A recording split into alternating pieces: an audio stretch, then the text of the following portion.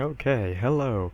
My name is Zerkoto, and I'm going to be trying to do some little on-the-fly tutorial here on how to pull apart the assets from EVE Online as it is today in the summer of 2015, and how that all works now. That probably you've seen tutorials in the past on how to do this, but now, today, things have changed. The client runs on a shared cache, and CCP's changed their texture formats and such, and you need to know where to get all the tools and how things work now that they've changed. So, this is going to be one of those little things I'm going to try to throw together all at once here, just on one take, and see what happens. So, first off is the fact that the game runs in a shared cache on the client now. So, to do that, you need the new version of TriExporter, which is hosted on GitHub here, and I'll put that as a link into the description. And as you'll see here, added support for shared resource cache, so that should have you covered. Keep in mind, though, that even though your resource cache may be on a different drive than where the EVE client itself is, because you probably want to have a very large hard drive storing it somewhere else, keep in mind that you want to point it to where the client actually is, not where your shared cache is, because it's going to use the client to find where the shared cache is. So from there, once you have it all set up, you should see this kind of file structure in there. Go into DX9, go into Model, and go into whichever ship you want, and we can start tearing things apart. For this one, I think I'm going to go with the Hell, because it's a pretty good ship that's really big, has lots of different textures to it, and has different surfaces that you're going to have to work with. So for here, that's a carrier, and it's the #1 carrier here. So if we double click on the DR2, there's our Hell. Now you'll see here this checkbox list. You've got 5 surfaces, and if you turn these on or off, you'll see different chunks of the ship disappear. Now, this is important because these can make how you apply textures to a ship pretty complicated. A lot of the smaller ships may only have 1 surface, or maybe 2 surfaces at most, but the capital ships, like the Hell, can have 5 or more. Or less, it depends on how CCP built it out. The other thing is all the different kinds of textures, so you got AR, NO, and PMDG. I think I said that right, yeah. And these are how things are set up now. And the really cool thing is, since CCP has set up the game client to work with the whole skin system, all of the textures now are very plain and kind of white or gray. So it's really easy for you guys to put whatever colors you want on top of a ship, if you want to do your own little rendering stuff. But how you determine where each layer of color fits is based on these textures, so that's where things get a little tricky. So, what we're going to be using here, like what they've done with the EVE University tutorials, is going to be Blender and GIMP, which are both free applications you can use to do the texture and modeling manipulation. So, to get into that, we're going to save this file, and I'm going to put it in a folder I have on my C drive here. I'll just call it EVE data. Oh, no wait, never mind. I need to do it from up here. I need to export the model, and let's export it as a 3DS. And I've already exported a Hell somewhere else, but let's put it in this folder so we all know where everything is. And I'll just call that Hell, and save it. Next, I'm going to take this whole folder, and I'm going to save it down there. And it's just going to take all the textures, all the models, and everything, dump it in there. These .gr2s aren't usable by us directly, which is why I just did that 3DX export. So, but all the textures and all the other models and stuff are going to be there for us, so we can start messing with them. So, here's Blender, and I'm going to go ahead and import that 3DS that we just put out. So, I need to go find that in my C drive. There we are. It's really tiny. I'm going to hit S to scale it, and I'm going to scale it by 100 so it actually looks correct. And then I'm going to rotate it by the x-axis by 90 degrees. And to do that, I just pressed R, and then I hit X for X-axis and typed in 90. It's really simple to use. I'm not by no means a Blender expert, but this should be a pretty good intro on how to get this to all work. But so, here we go. We got a hell inside of Blender. Now, adding the textures is where things get a little bit tricky. Now, the cool thing is by having used 3ds as our exporting system, we've actually been able to retain the materials that come with that, the 5 different surfaces that we saw a second ago in TriExporter. And those are found over here in the materials list. Oh, make sure it's selected. There we go. So we got shape 0, 1, 2, 3, 4. So there's all 5 of our materials. Now the cool thing is, if you press tab, it puts you into edit mode, and you can actually see all the individual little vertices and such. All the little points that make up this model.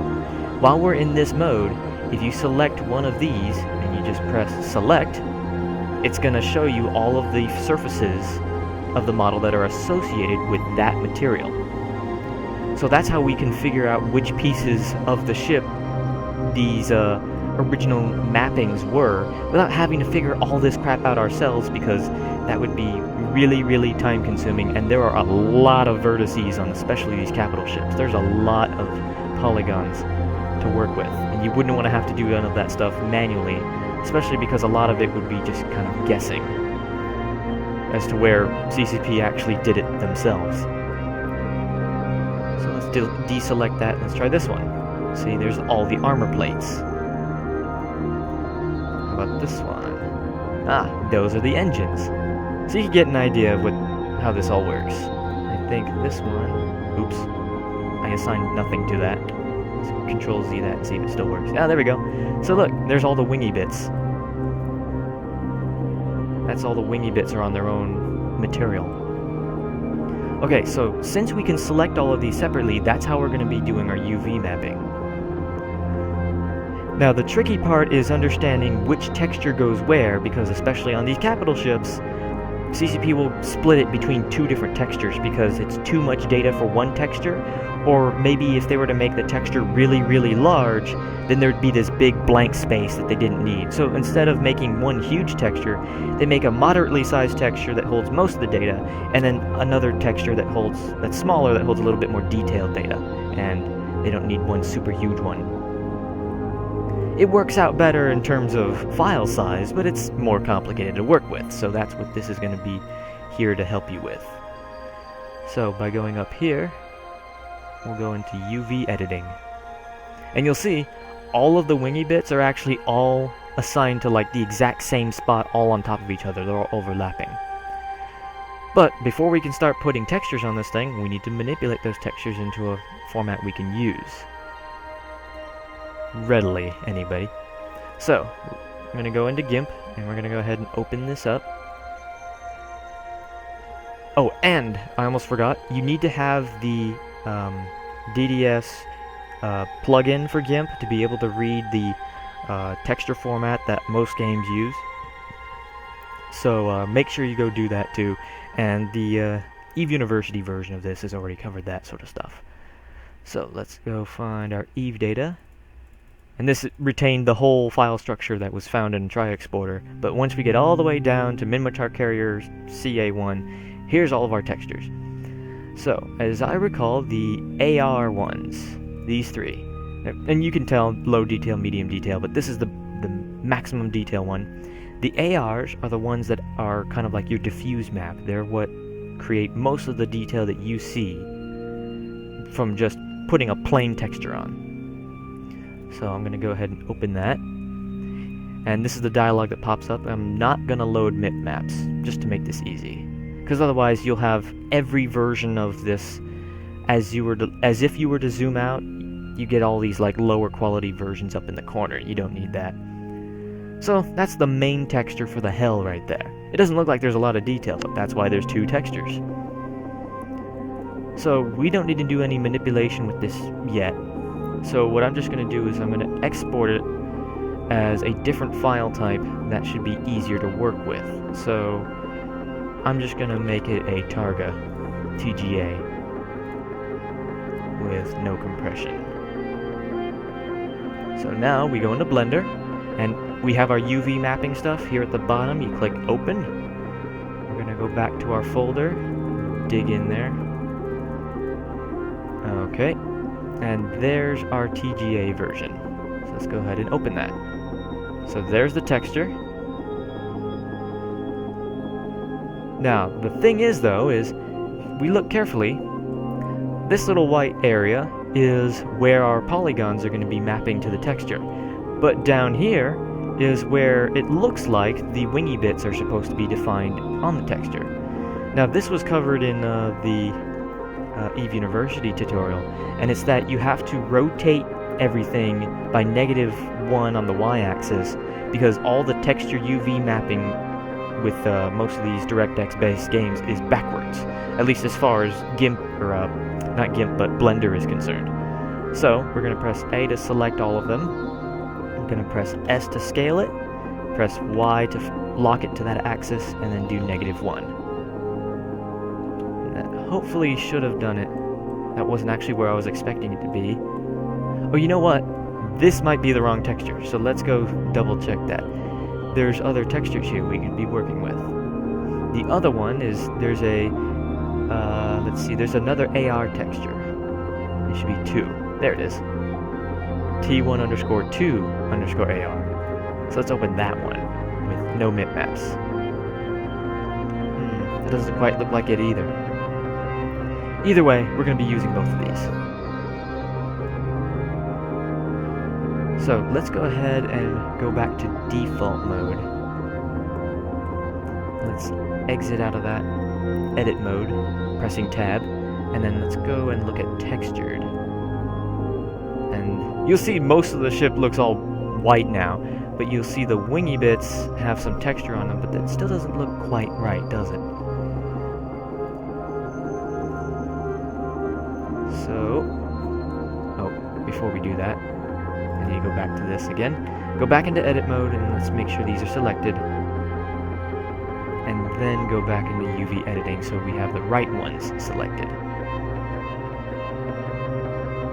Okay, so one thing that is advised though is this little checkbox here, it says repeat. I would keep that on because the way that they map some of these is a little weird. Oh, I know what the problem is. Okay, so let's flip those back over. Okay, so here they are. What we needed to do was move this cursor, and when I left click, you'll see that cursor moves around. It's pretty hard to see actually right there. We need to move that cursor to be the very middle of the texture so that they're flipped on the right axis in the right way. So down here, pick this and go to the 2D cursor, and we're going to set that cursor to 512, which should be right in the middle of the texture vertically. Now we select everything, scale it, y-axis, -1. There we go! Popped it right onto the texture where we thought it would. Right on top. So now, let's go back to default, and when we deselect them, there we go. Those look like proper wingy bits. I mean, they're gray, but they look like they've properly been textured. You can see the outline of the solar cell and all that sort of thing. So that's one piece down. So click over here on the next shape, select it. This is the internal stuff. Now, as I recall, this one's actually texture number 2. When it comes to figuring out which texture goes where, it's just a lot of trial and error, just guessing. But you can help this along by going back into Tri-Exporter, and when you want to see what they look like when applied to the ship, double-click on one of the textures, and it'll keep applying it to the list of textures until you run out of surfaces to apply them to. And you'll see them in this list in the middle. So obviously, these aren't the correct armor plates, but maybe this does fit everywhere else on the internal, so that's how number 2 actually fits. If we were to use number 1, if I could find it, there we go. You'll see that the internals may not look correct, but the armor plates on the outside do look correct. So it's a little bit of trial and error. You'll figure it out over time. So with this one, let's do the same similar thing. We'll go back to UV editing. But this time, we're going to be using a different file. And I'm not sure I saved this. Yeah, I haven't saved this one yet, so let's export it as a TGA version.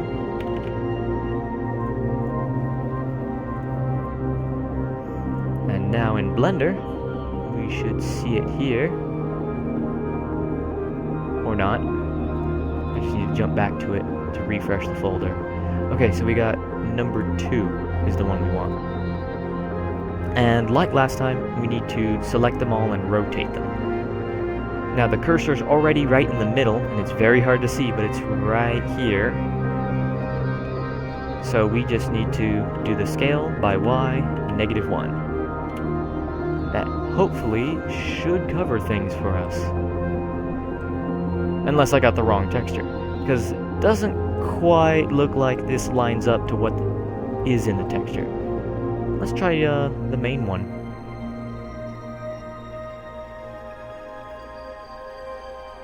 Oh, maybe I grabbed the same texture twice. Yeah, I think I did. We need number 2. I don't think that changed it.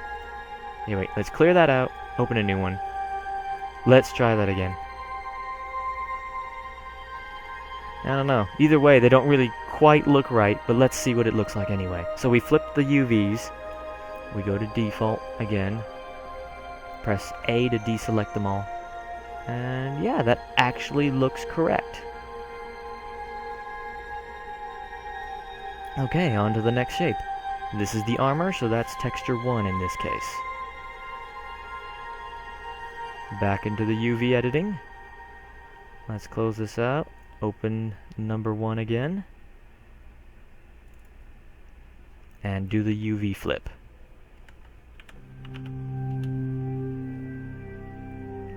So this is the same stuff that the EVE University tutorial might have covered. It may not have covered the multiple shapes and such, but I don't quite remember.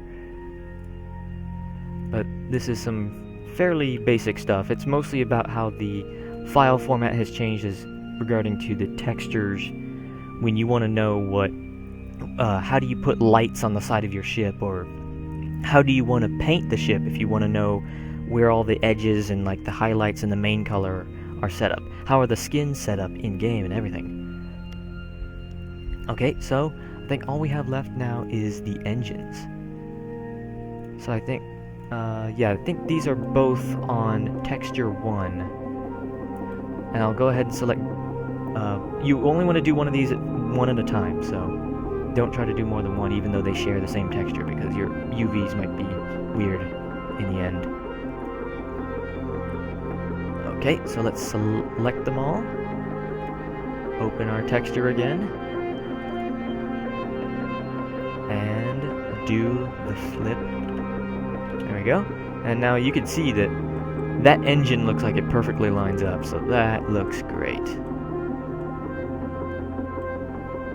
Some crazy stuff CCP's done here to make all these textures work, but I barely understand it myself. There we go. Now we got proper looking engines. And then let's do the last one, which is just this little extra piece on either side of these like higher up engines. And I believe they all use that same texture.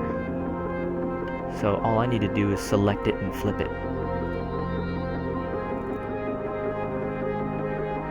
So scale on the y-axis by -1, and we're done there too.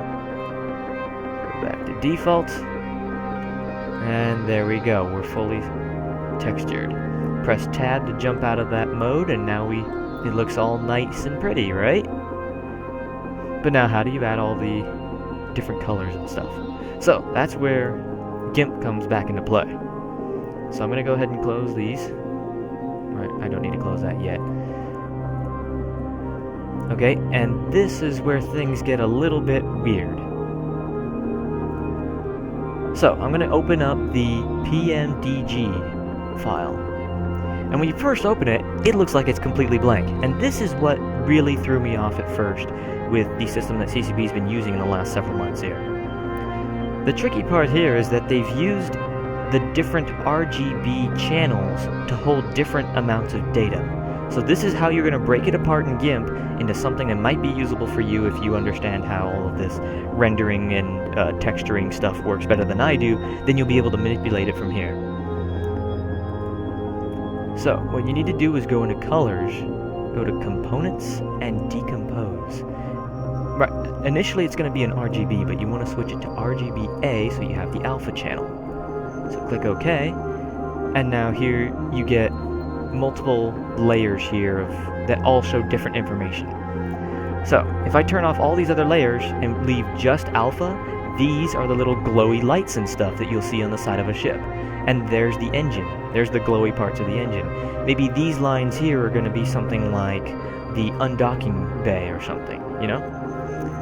So that's where your engine and light glow map is. The blue map is where some detail textures are. The green map, I actually forgot what this was.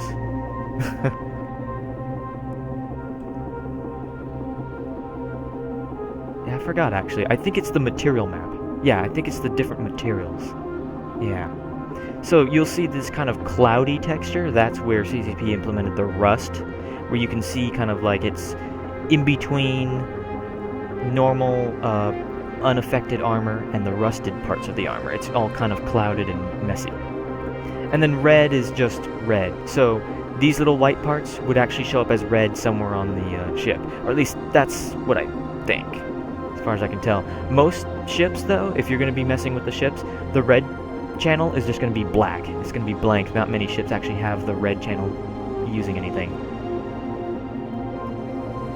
So that's what these all are. That's how you break that apart. That was all tricky. The other thing that's really weird, if we go and open the other one, is the .no file. I'm going to try to get the same one here. So, this looks totally screwed up. What the hell is this supposed to be, right? Well, what I'm going to do is, instead of decomposing this like the other one, I'm just going to go into the Channels tab here, and I'm going to turn off blue. And you'll see, actually, you can see the bump map that CCP's created underneath. It just is based in green. Now, if I turn off green, and look, you'll even see Alpha has some of it too. Alpha has the other half of the bump map. Blue, as I recall, was another piece of the materials map, and you'll see it looks really, really weird, but does kind of make sense. I'm not really sure. It's just really weird. So, this is where the bump maps are. The red channel doesn't appear to have anything, though. So, it's just all black, and that's how you can even see Alpha. So, if you want to make the bump maps for Eve ships, you're going to have to decompose this and combine the alpha channel with the green channel, I believe it is. Yeah, green channel. So that's how those two are composed.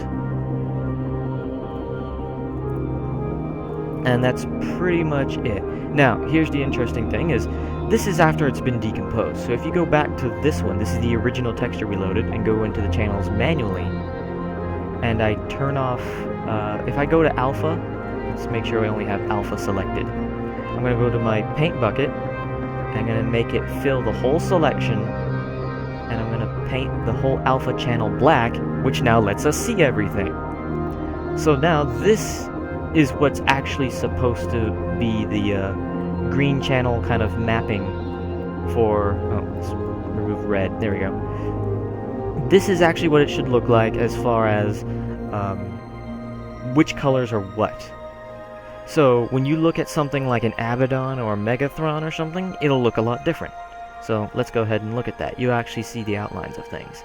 Let's go ahead and use the Abaddon. It has lots of different materials and different layers to its coloring. Let's see. Nope, that's the APOC. That's probably number 3 then. Yep, okay, so there we have the Abaddon. The texture we want is the PMDG. So I'm going to go ahead and save that separately into this folder on its own.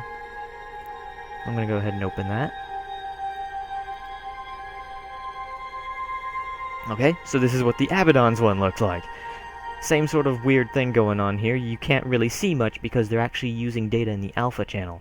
So, I'm going to deselect everything else, keep the alpha channel, make sure my paint bucket has whole selection set up, and just paint the whole thing black.